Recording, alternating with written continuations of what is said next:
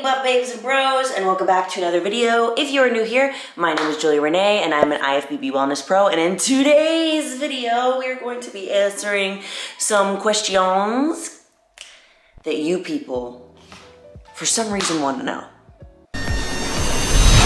It's game time and I'm up one. Name something I ain't done. Name a body that's my type. Air Jordan, I'll take flight. I'm next level, I'm rich. To our winner, Juliarene. As you can tell, I have brought out my orange chair that makes me feel like I am a woman of luxury and sophistication. And it also means we're gonna have some talky talk time. So without further ado, let's get into question number one. Have you ever overeaten on prep, and how did you deal with it? Ooh, we are starting with a fire one. This one's juicy. The answer is yes. Trying not to let Coach Zach / boyfriend / partner hear me. But yes, being on prep it's very difficult, and you get to a point where like you just can't take it anymore, and like you want a little something that's not chicken, rice, and vegetables or fish, and like you just kind of like lose it, man, and you want to eat something a little bit off. But in my last prep, not the one that y'all saw, or the one that y'all followed, my Road to Pro series, that was the best I have ever been sticking to my diet. Like I was really on point. But the two preps that I had before, that's when I struggled a lot with binge eating. So I wasn't just like picking things here and there. It was like full on binges that I was having, to where my progress was just stalled because I kept seeing progress, and then I would eat a ton of food and my belly would like inflame. So this last time it was a lot better, and I'd say like if I was eating anything, it would be like tiny little things, or I would just have like more protein, or I would have extra like vegetables, things that were still low calorie but high volume, but not necessarily like going off on like complete binges. So my tip for that, I would say, is that if it is like you are on prep and it's really serious and you have to take it very seriously, and you're starting to have like binging episodes and you can't control it, that needs to get taken a hold of before you can kind of continue, I would think. And it's going to really hurt your progress, to be honest. But if you're on prep and it's not like binges that you are having, eating things like that are really low calorie, that are high volume, like vegetables, celery, having a little bit more protein, things like that. Carbs is where you really can't play with that much when you're on prep, because that is where it gets fine-tuned when how your body is looking. So even though we want the carbs and everything has the carbs, it's not necessarily the easiest thing that you could do. But how to deal with that like emotionally is really hard, because once that happens, sometimes you kind of go into like, oh my God, I'm a failure, I can't do this, all of these things that aren't true about yourself, and it can be really hard to deal with. For me, I did that a lot. My first two preps is just like, I would just sink into like, I can't do this, I'm never gonna be able to do this. And this time, like if I did eat something that was a little bit off, I would just accept that that was a decision I made. You know, I made this decision, and I would move on. I'd get right back on track. I wouldn't do anything to like overcompensate for it. But yeah. Question number two, do I train arms or back? So I think a lot of people are kind of confused about my training split, because I don't train chest, I don't train back, I don't train arms very much or ever. So the reason being is I trained all of those things when I first started lifting. And once I decided the category that I was competing in, which is wellness, when you're a bodybuilder, you are quite literally building your body into that category. So I train based off of the areas that I need to grow in, which are shoulders, glutes, hamstrings, calves, and quads. So basically like shoulders and from here down. My back is already muscular enough for the category. It doesn't need to be trained anymore. I don't need to train my chest anymore because it doesn't need to be muscular. And with the implants, it kind of is uncomfortable and I just don't need to do it anymore. For you, if you are not, you know, a competitor who's been, I guess, competing for a while, I definitely still recommend like training those things. Or if you're a beginner, still train those things. This is just how I have to train. But no, I don't train back and I don't train arms. I'm gonna be honest, that's why my biceps are, they're literally non-existent. I have good shoulders, but no biceps, because in my category, I don't really need them. So my training split is kind of like really random, but also not at the same time. So I do Monday, which is, well, let's start with Sunday. I always start my weeks as like Monday, Tuesday, Wednesday, Thursday. I never start my weeks as like Sunday, Monday. I don't know if you guys do that. But Sunday, it's typically a rest day. Monday is glute and hamstrings. Tuesday is shoulders, calves, abs. Wednesdays, if I'm feeling like it, it'll be quad day if I'm, you know, rested. Or it'll be an off day. Thursday, I just added in another shoulder day. So basically I have 3 lower body days and 2 shoulder days. So that's really all I'm training right there. This is a good one, guys. Can you share your height, weight, and body measurements? So I haven't checked my weight recently, but the last time that I checked it, I was 156. I will be doing another update soon of like where my body's looking like, how we're feeling, especially since we're doing this shred series, like a little mini shred. And my height, I'm 5'2". I'm towering over all of you. Anyways, yeah, we could do the measurements, so I'm gonna go get the measuring tape. Me, sir, thank you. Okay, so let's do the quads.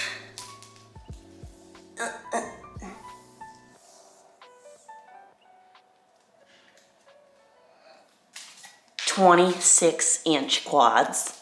Now's the glutes. Probably not going to be that impressive because they're not nearly as big as they need to be. Let's see. Measuring yourself is hard. I need to see myself in the mirror. Okay.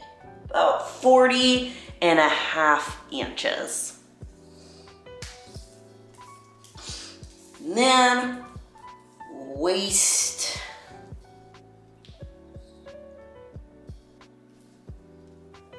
28 inches. I also would like to point out that I haven't measured myself in quite some time, but this morning I actually measured my quads before I even knew this was a question I was gonna answer, and I was comparing them to Zach's. And I have the same size quads as Zach does now. Victory. I win. Well, maybe not victory, it's more so like a tie, but you know. Question number 4. Yeah.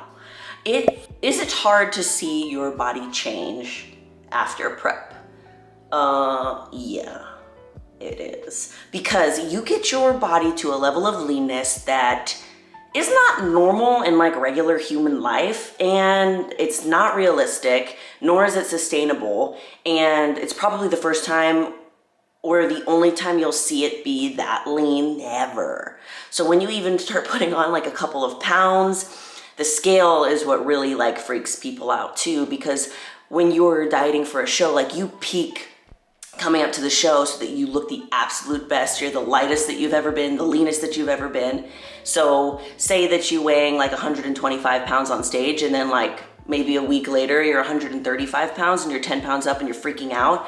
And it happens that quickly because you're literally like a tiny little twig, and then you're eating all of these foods that your body is not used to. One, it's holding onto a ton of water and it's inflamed because it's not used to it. So the scale starts to go up, and yeah, it could be a real mind fuck. So yeah, it's hard to see that happen, and it's definitely hard. I think it's harder the first time, and it gets easier as it goes on. So I say that it's crazy, like the first time that I saw my body did it, I did not react to it well whatsoever. I was very hard on myself. I overly checked the scale. I was like crazy, like looking in myself in the mirror every chance that I got. Second time it was a little better, and this time it is so much better. I'm not obsessing over how the mirror, don't get me wrong, like I still sometimes look at myself too much, or like I'll pick at my body and I'm like, I don't look how I should be. But what gets me through that is knowing that being that lean for stage is not healthy, is not realistic, and is not sustainable. And what I want is a sustainable, realistic, and healthy lifestyle for my entire life. And that is not what it is. So right now, I'm just keeping myself healthy, maintaining what I have, feeling good, looking good, and knowing that this is the best route for long term. Question number 5. Do you ever get post-show blues? Were you sad that it was over? So kind of like I said in the question before, like the more shows that you do, the better that you get at all these things. The first time, it was really bad. Like, and let me tell you the reason that it was so bad is because I was building up my prep until the day that I competed on show. I wasn't enjoying all of the in-between stuff, like of the dieting and the cardio. I wasn't really like living in the moment. It was always like I had tunnel vision just for the show day and being on stage. And that lasted so quickly. Like you do all of this work for seconds that you step on stage. So why not try and enjoy all of this stuff? That's why I really enjoyed this last prep, because me and you, we got to do it together. I got to share the experience with you. I really made sure that I was present and in the moment, and I enjoyed every minute of it. And it felt like it lasted a long time, but also like at the same time, it went by really fast. And that has been the difference for me having post-show blues and not, is that I just had everything on this one date, and I put all of my soul into it. So then when it came and it was over like that, I was crushed. And I was like, well, what is my life? What is my life? What do I do with my life? And there's so much more than to just getting a trophy or just that one day. And I couldn't see that at the time. So just, if I could put it in simple terms, the journey is what makes the destination. Like I wouldn't have gotten my pro card if it wasn't for all of that in-between stuff that we went through together. So that's how to help that.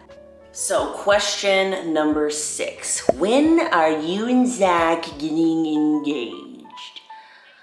I don't know, guys. I don't know. I feel like y'all will know before I will know. But also, he's been a little sus lately, so we'll see. I'm trying not to be sneaky because I like being sneaky, and I'm a little bit nosy, but I'm trying not to be.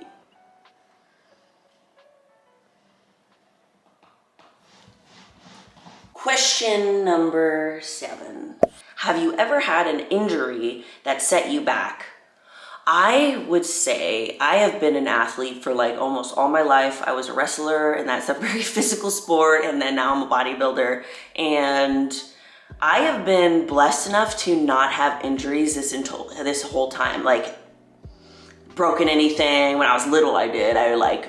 Fun fact, when I was little, I almost chopped my thumb off. And I have like a scar that goes from like here to here because I got my thumb stuck in a hotel folding bed. That little, yeah, I'm cringing just thinking about it. But major injuries, like while I've been competing and being an athlete, no. But the only thing that I would say is that I did get my, when I got my breasts done, it's almost been a year, shoot. I got my breasts done last December, which I think it was December sometime in December, I got them done, and it set me back from training. I felt like I lost so much strength, motivation to train, and when I got back to the gym, it was really, really hard because my body was moving differently. I had to be more careful. So in that sense, I can understand how challenging that it can be. But then again, I did that to myself, you know.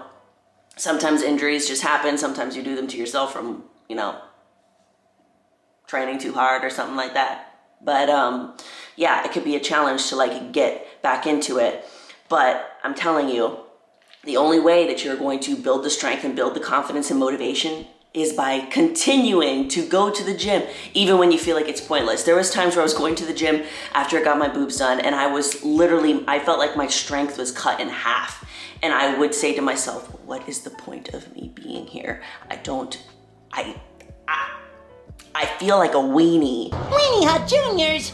And slowly I just kept going to the gym because the only way that I was going to get better is if I went and I was careful and I was cautious, and then I continued to build the strength back up, and look, here I am, it's back. But you just have to take that time.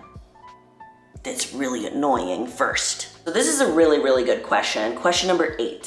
Is it expensive? Gym membership, supplements, food, etc. So I think that a lot of people think that like being healthy is expensive, and I disagree with that, only because I know that there was a time when I first got back into fitness again after like dropping it for such a long time, where I was literally living on nothing. And I made it work because to eat healthy, it can actually be very inexpensive. Like, think about buying a bag of jasmine rice, like how cheap that is. I would buy like those little tuna packets so that I can get protein in. Even if you buy like one giant case of protein powder, that lasts you a really long time. I think people start to overcomplicate it and make it get really expensive when they think that they need all of the things, when they don't need all of the things. You just need like the basics. And that would be a really, really cool video for me to make on like how to do like the cheapest meal prep ever. I think that would be really cool. So let me know if you guys want to see that. But I think people just overcomplicate it and they add a bunch of things that they don't really need or they think that they need, when really eating healthy can be probably one of the cheapest things. I want you to think about like when you go to Starbucks or when you eat out, imagine how much that adds up during the week. There was a time where I was like struggling with money and like, oh my God, like poor me, but I was eating out all the time and I was going to Starbucks every morning. And that was where the majority of my money was going, when really I could have just meal prepped once a week, really thought about what I was going to get, and fed myself for the whole week on like $100. This is probably one of my favorite questions. So question number 9, what do you do post binge? I always starve myself to make up for it. So I used to do the same thing. And I'm not even gonna lie to you, because in your head, you're thinking, I call it the cancel out. It's the cancel it out method. In your head, you're thinking that you can cancel out the bad thing that you did or the wrong thing that you did, when really it's more damaging to do that. Not only for your mind, but for your body as well. Because it takes a long time to burn off the food that you eat. So say that you eat a burger and fry meal and it's about 1,000 calories. Just to give you an idea, I was on the Stairmaster for 25 to 30 minutes this morning, and I only burned 200 calories. So think about how long that's going to take for you to actually cancel it out. So I used to do that, but I don't do it anymore, because what it did is it first of all, it made any kind of cardio or starving myself the next day as punishment. Like I did something wrong and I'm a bad person, I'm bad for binge eating. And I know binge eating isn't a good habit to have, I know that. But punishment is not the answer, because then what I started feeling was that anytime that I would do cardio, I felt that it was punishment, or I needed to punish myself for eating something bad. And that can trickle into when you start healing as well, and you're not binge eating as much and you're having a very healthy diet, then you can be fearful of eating something that's off plan or that's fast food or whatever. And that's okay to have, you know, from time to time. But then when you have it, then you go into like this freak out mode thinking that you need to cancel it out by either fasting and starving yourself the next day or by doing an excessive amount of cardio. So that's why I don't do that anymore. The only thing that I do, and I haven't had a problem with binge eating in a really long time, but when I was suffering with it really bad and I noticed that this is what was happening, I'm talking about something really serious and you're interrupting me. Okay. But when it was at the height, like its worst, I would overcompensate for either, you know, fasting or doing extra cardio. And I realized how damaging that was for me to do that. So all I did was, if it happened, I would just wake up the next morning. First of all, I wouldn't check my weight because I knew that at the time I wasn't ready to handle what the scale said, even though I know I made the decision on my own.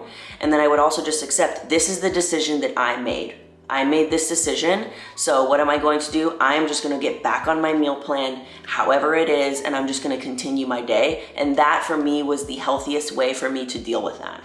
So I hope that helps you guys. Question number 10, and this is the big one. When will you compete again?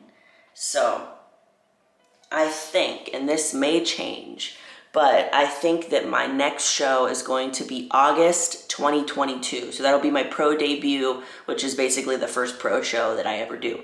So that means that we'll be starting the shredding series, like the new, I'm not gonna tell you what it's called, but I guess some of y'all already know what it's called.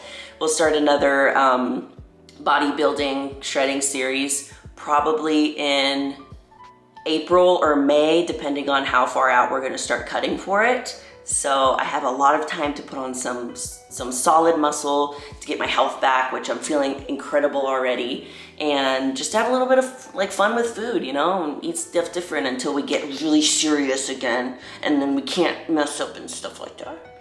So yeah.